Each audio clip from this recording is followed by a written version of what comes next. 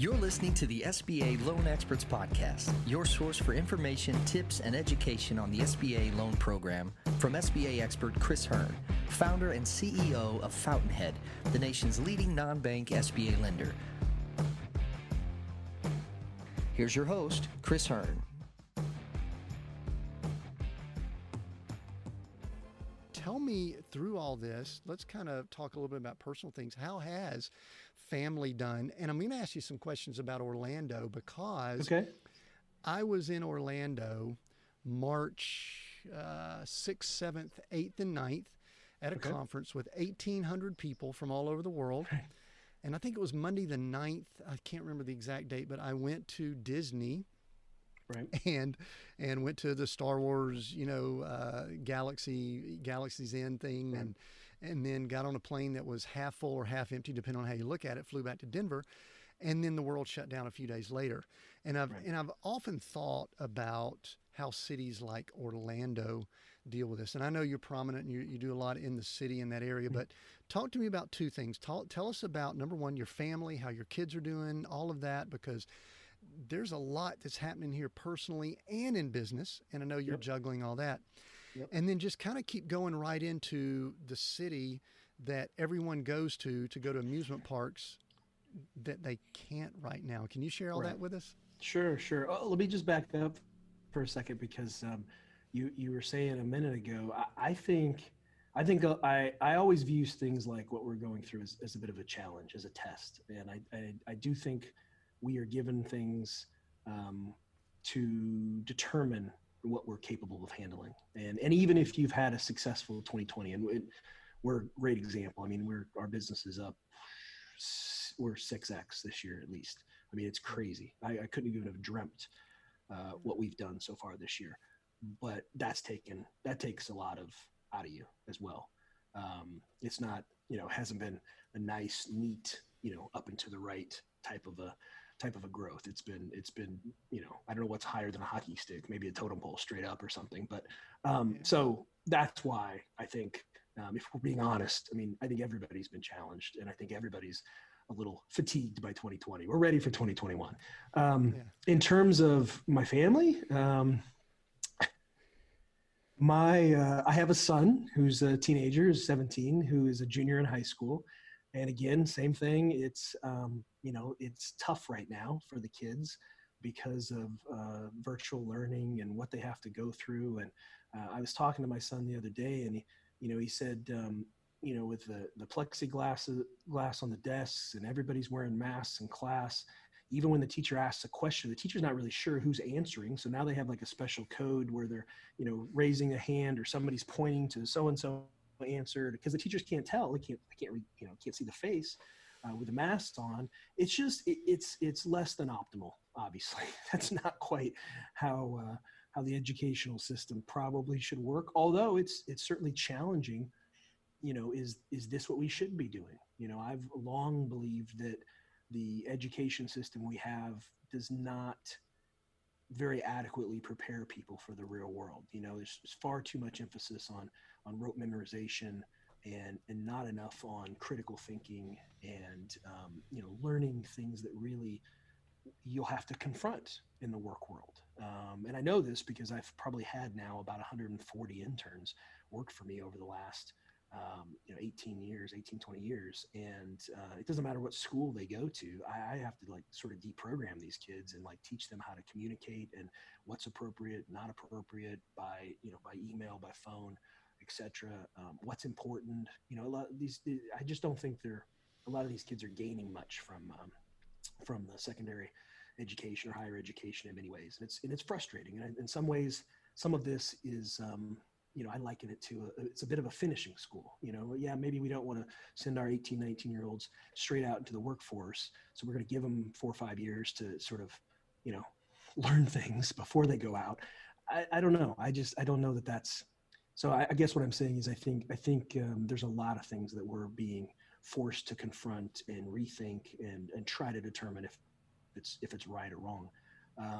My son spends most days, I used to think he was really into his video games and his, Discord and all the other stuff that they do, online before this. But man, during this, and at some point as a parent, it's tough to continue to resist. I was that guy, that dad who for years said you get, 2 hours of video games a week. Well, that was like, you would have thought I was some dictator or something. And eventually, it's eventually they chip away, and eventually it becomes, now it's down, it's 2 hours a day. And really during the pandemic, while you're not at school, maybe it's 4 hours a day or whatever. I don't know how I feel about that, because I just don't know how healthy some of that is.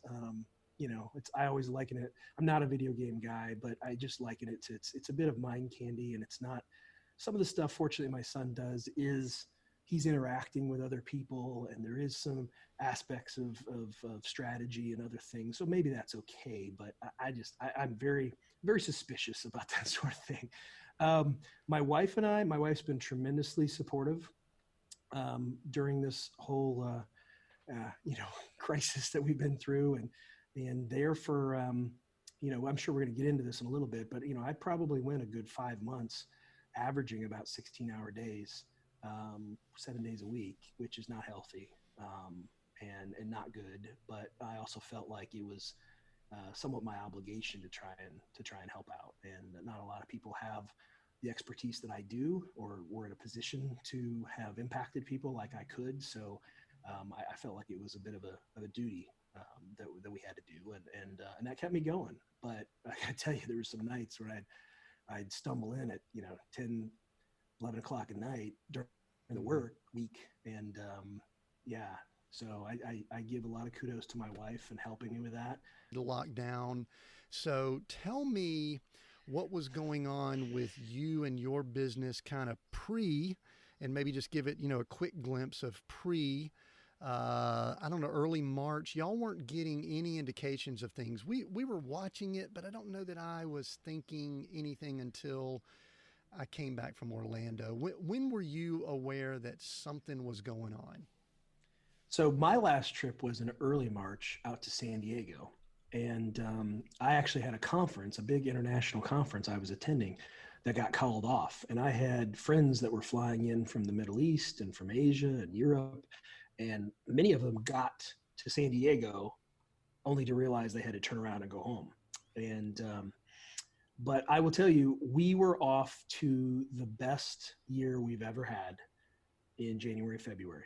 I mean, it was tremendous. And I know exactly the Thursday night you're talking about. I think it was either the March 12th or 13th, because that was the evening that the president got on TV from the Oval Office. And he said something that will probably, I told my wife later that night, I said, this is probably going to be a seminal moment in my life, which is, he said that evening that the U.S. Small Business Administration, the SBA, is going to provide up to $50 billion of support to the small business community. Well, I don't think I've ever heard a president say anything about the SBA much, and I've been doing this for 2 decades, let alone that dollar amount, because that dollar amount represents, that's about 3/4 of the best year the SBA's ever done, which is about 30 billion. Okay. But here's where it gets crazy. So I'm watching that, and a good buddy of mine, one of my best friends, is sort of the small business media authority. And he's calling me in the middle of this, and I'm having to pause it and talk to him and all. And he's like, "Did you just hear what he said?" I said, "Yeah, I know. My jaw hit the ground." I said, "I guess we're going to be busy for a while." And he said, "Yeah." And then my mind just kind of went into overdrive, and I started thinking about what's got to happen. What are they going to do? I mean, there's a lot of logistics that go into this. And I also said, you know what? It's time for me to get extra involved again in the political and regulatory process. And so here in Florida, our senator, one of our senators is Marco Rubio, who is actually the chair of the Senate Small Business and Entrepreneurship Committee. And he quickly became the Small Business Task Force chair, and I've known him, and I've known a lot of the staff, and I've testified before the committee a few times. And so I started reaching out and started talking to them and trying to give them real world perspective, frontline perspective of what we can do and how we can do it. And by the following week, that number went up to 200 billion. later that week, it went to 250. And trying to remember, I think when all was said and done, it took about 9 days from start to finish for the U.S. Congress to pass the biggest piece of legislation of all time, which was the CARES Act. And I'm trying to remember, I think it was like $3 trillion. But the piece that related to this brand new program called the Paycheck Protection Program, the PPP, it was going to be booted or sort of strapped onto the existing SBA 7A program, which is one of the things that I do. And it was going to be $330 billion. Well, if we fast forward a few months, it ultimately it was authorized for 620 billion, I think. The numbers might be a little off here. I mean, what's a few, 100 billion? Yeah, it's just zeros. It's just zeros and doubles, right? Come on. Right. But ultimately, it was over $500 billion that was deployed through that program, utilizing private sector lenders like myself. There's only about 11,000 lenders in the U.S. between banks, credit unions, and there's a couple hundred non-bank lenders like us. Ironically enough, there's only 14 that are licensed by the U.S. government, like I am, to do this, and that was a whole arduous process. It took a couple of years to get approved to purchase one of these licenses. That they haven't issued new ones since the early '80s, so it's a very sought after thing.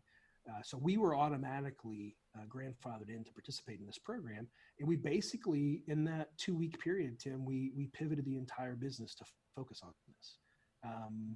As my wife would tell you, she said, I was like a man on fire. I knew that this was our purpose and that this is what we needed to do.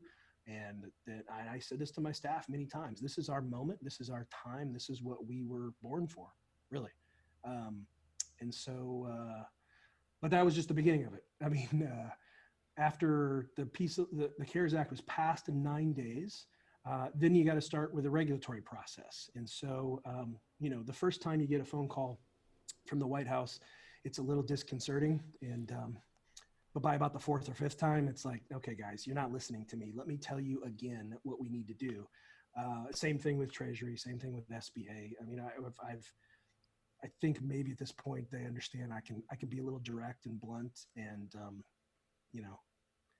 I think they're used to people being politically correct all the time, and I'm in the private sector. I'm not always politically correct. I will tell them what I think and believe and feel, and what I think is the best thing. And I don't think they get straight shooters dealing with them very often. So that was an interesting process.